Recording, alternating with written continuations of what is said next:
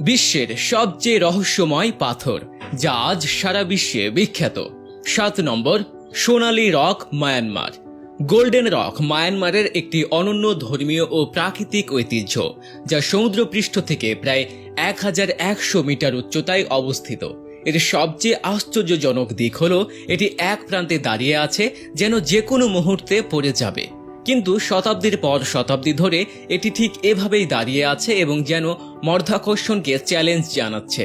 প্রাকৃতিক দুর্যোগের পরেও এত বিশাল পাথর কিভাবে এভাবে স্থির আছে তা নিয়ে বিজ্ঞানীরাও বিস্মিত।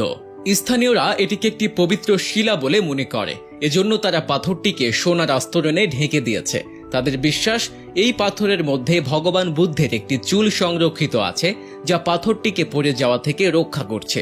Number 6, Arbol de Piedra, Bolivia. বলিভিয়ার সিলোলি মরুভূমিতে অবস্থিত এই পাথরটিকে বলা হয় আরবল ডে পেদ্রা, যার অর্থ পাথরের গাছ। এটি দেখতে একটি বিশাল গাছের মতো, যেন হঠাৎ পাথরে পরিণত হয়েছে। বিজ্ঞানীদের মতে এটি একটি আগ্নেয়গিরির গঠন, যা বাতাস ও বালির কারণে ধীরে ধীরে প্রাকৃতিক শিল্পে রূপ নিয়েছে। এর উচ্চতা প্রায় 7 মিটার এবং নিচের অংশ এতটাই সরু যে মনে হয় যে কোনো সময় পড়ে যাবে, অথচ হাজার বছর ধরে এটি ঠিক এইভাবেই দাঁড়িয়ে আছে। Number 5, Apple rock, New Zealand.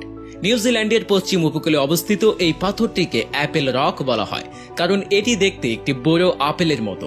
মনে হয় কেউ যেন আপেলের নকশায় খোদাই করেছে এটি।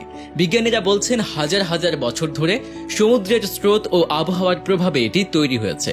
কেউ কেউ আবার মনে করেন এটি একটি উল্কাপিণ্ড যা বহু শতাব্দী আগে পৃথিবীতে পড়েছিল।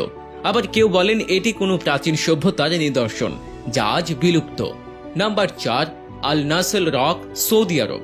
সৌদি আরবের নফুদ মরুভূমিতে অবস্থিত আল নাসল রক একটি রহস্যময় পাথর, যা মাঝখান থেকে এত নিখুঁতভাবে কাটা যে দেখে মনে হয় কেউ ধারালো যন্ত্র দিয়ে এটি কেটেছে।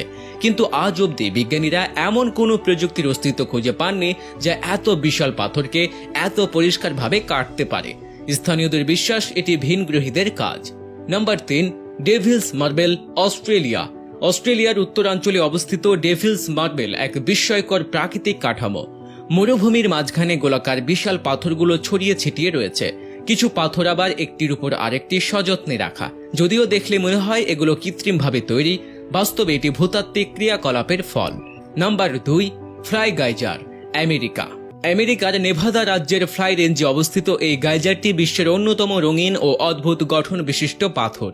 এটি প্রাকৃতিকভাবে তৈরি হয়নি, বরং 1960-এর দশকে তাপশক্তি অনুসন্ধানের সময় ভুলবশত খননের ফলে গরম জল বেরিয়ে এসে এই গঠন তৈরি করে।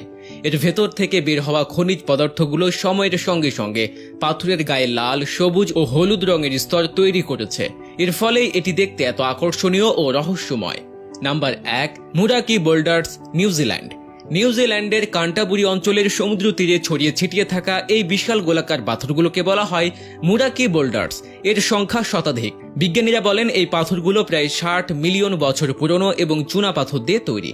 স্থানীয় মাওরি জনগোষ্ঠী বিশ্বাস করে এগুলো তাদের পূর্বপুরুষদের নৌকা, যা সমুদ্র থেকে উঠে এসে পাথরে পরিণত হয়েছে। বন্ধুরা, ভিডিওটি আপনাদের ভালো লেগে থাকলে একটি লাইক দিন এবং শেয়ার করে সকলকে দেখার সুযোগ করে দিন।